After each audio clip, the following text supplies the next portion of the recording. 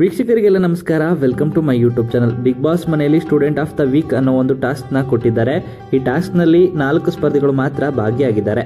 ಹಾಗೆಯೇ ಯಾರು ಆಯ್ಕೆಯಾಗಿದ್ದಾರೆ ಅಂತ ನೋಡೋದಾದ್ರೆ ಧನುಷ್, ಕಾವ್ಯ ಮತ್ತೆ ಜಾಹ್ನವಿ ಅಭಿಷೇಕ್ ಅವರು ಈ ಟಾಸ್ಕಲ್ಲಿ ಭಾಗಿಯಾಗಿದ್ದಾರೆ. ಇನ್ನು ಈ ಟಾಸ್ಕ್ ಯಾವ ರೀತಿ ಇದೆ ಅಂತ ನೋಡೋದಾದ್ರೆ ತಮ್ಮ ಭಾವಚಿತ್ರಗಳನ್ನ ಎರಡೆರಡು ಕೊಟ್ಟಿದ್ದಾರೆ.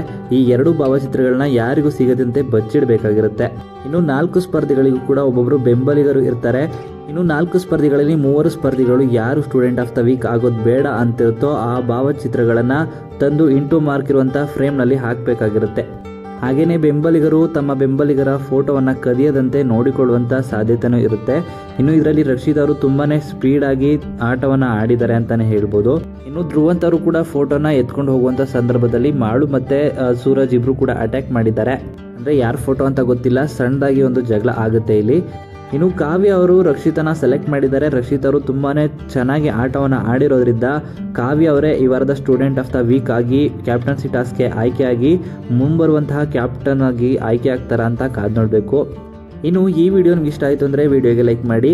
ಬಿಗ್ ಬಾಸ್ ಕನ್ನಡ ಸೀಸನ್ 12 ಮತ್ತಷ್ಟು ಹೆಚ್ಚಿನ ವಿಡಿಯೋಗಳಿಗಾಗಿ ನಮ್ಮ ಚಾನಲ್ಗೆ ಸಬ್ಸ್ಕ್ರೈಬ್ ಮಾಡಿ. ನಿಮ್ಮ ಪ್ರಕಾರ ಸ್ಟೂಡೆಂಟ್ ಆಫ್ ದ ವೀಕ್ ಆಗಿ ಯಾರು ಕ್ಯಾಪ್ಟನ್ ಆಗಬೇಕು ಅಂತ ನಿಮ್ಮ ಅನಿಸಿಕೆಯನ್ನು ಕಮೆಂಟ್ ಮೂಲಕ ಕಮೆಂಟ್ ಮಾಡಿ ತಿಳಿಸಿ.